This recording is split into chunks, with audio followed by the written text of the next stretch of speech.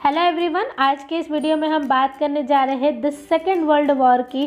जानेंगे इसके कारण के बारे में, इसकी शुरुआत कैसे हुई और इसके क्या क्या परिणाम हुए, इसके बारे में भी हम बात करेंगे। तो माना जाता है कि जो पहला विश्व युद्ध है वो 28 जुलाई 1914 से लेकर 11 नवंबर 1918 तक के खत्म होने के साथ ही दूसरा जो विश्व युद्ध था उसकी भी नींव पड़ चुकी थी।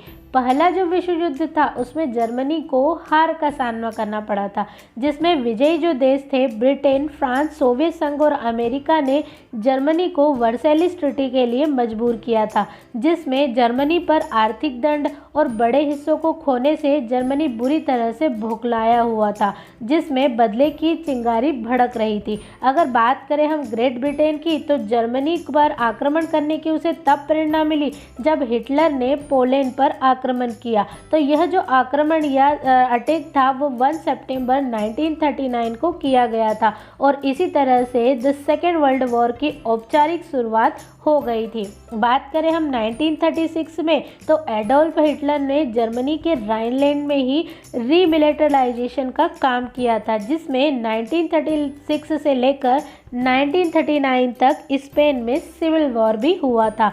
7 जुलाई 1937 जिसे दूसरे विश्व युद्ध के शुरुआत का दिन माना जाता है, जब मार्को पोलो पुल हादसा हुआ था, जिसमें जापान और चाइना के बीच सबसे लंबा युद्ध शुरू हुआ था। 1 सितंबर 1939 का दिन जब जर्मनी ने पोलैंड में घुसपैठ की थी, जिसके कारण ब्रिटेन और फ्रांस ने हिटलर के नाजी राज्य से प्रतिशोध लेने की घोषणा कर दी थी और युद्ध छिड़ गया था। पोलैंड की घुसपैठ से युद्ध तब खत्म हुआ जब जापान ने सितंबर 1945 को सरेंडर कर दिया था। इतने सारे वर्षों में दुनिया के जो ज़्यादातर देश थे वो युद्ध में ही व्यस्त रहे थे। इस प्रकार जो सेकेंड वर्ल्ड वॉर की जो शुरुआत थी वो 1 सितंबर 1939 से शुरू होकर 14 सितंबर 1945 में समाप्त हुई। अगर हम इसके कॉजेज़ की बात करें तो सेकेंड वर्ल्ड वॉर की, तो इसके क्या कारण थे? इसमें जो पहला कारण था वो तानाशाही शक्तियों का जन्म था। इटली में भी हिटलर ने नाजीवाद की स्थापना की और वह जर्मनी का तानाशाह बन बैठा। इटली को पेरिस शांति सम्मेलन में कोई खास लाभ नहीं हुआ, जिसके कारण इटली में असंतोष की भावना जागृत हो उठी और इसी का लाभ उठाकर मुसोलिनी ने फासीवाद की स्थापना कर सारी शक्तियां अपने हाथों में केंद्रित कर ली। इस प्रकार इनकी जो आक्रामक नीतियां थी उन्होंने जल्द ही दूसरे विश्व युद्ध के बीज का अंकुरण कर दिया था। द सेकेंड कारण है यूरोप में गुटों का निर्माण था। जर्मनी की जो शक्तियाँ थी उसमें निरंतर विस्तार होता जा रहा था। इसे देखते हुए जो यूरोपीय राष्ट्र थे उन्होंने अपनी सुरक्षा के लिए गुटों का निर्माण किया था। इस तरह से जर्मनी, इटली और जापान का तीनों का निर्माण हुआ और यह राष्ट्र धुरी राष्ट्र के नाम से प्रसिद्ध हुआ।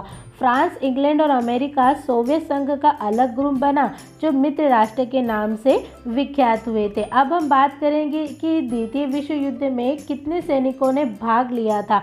तो सेकेंड वर्ल्ड वॉर में लगभग 70 देशों की थल, जल, वायु सेनाएं शामिल थी।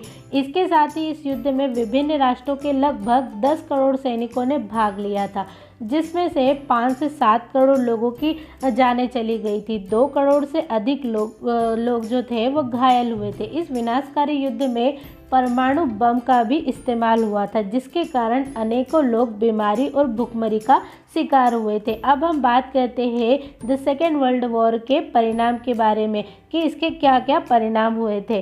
द सेकेंड वर्ल्ड वॉर की समाप्ति से ही इतिहास के एक अध्याय का ही नहीं बल्कि एक युग का भी अंत हुआ है। यह मानव इतिहास का सर्वाधिक क्रूर और भयानक और विनाशकारी युद्ध था। युद्ध में जितने भी राष्ट्र शामिल थे उन्होंने अपने वैज्ञानिक अनुसंधानों का प्रयोग किया और युद्ध काल में दोनों ही पक्षों को अपार हानि उठानी पड़ी थी। विनाश का सबसे अधिक जो विनाशकारी जो दृश्य था वो सोवियत रूस को देखना पड़ा था, क्योंकि रूस के बार बार कहने पर भी जो पश्चिमी राष्ट्र थे उन्होंने 1944 तक धुरी राष्ट्रों के विरुद्ध कोई दूसरा मोर्चा नहीं खोला था।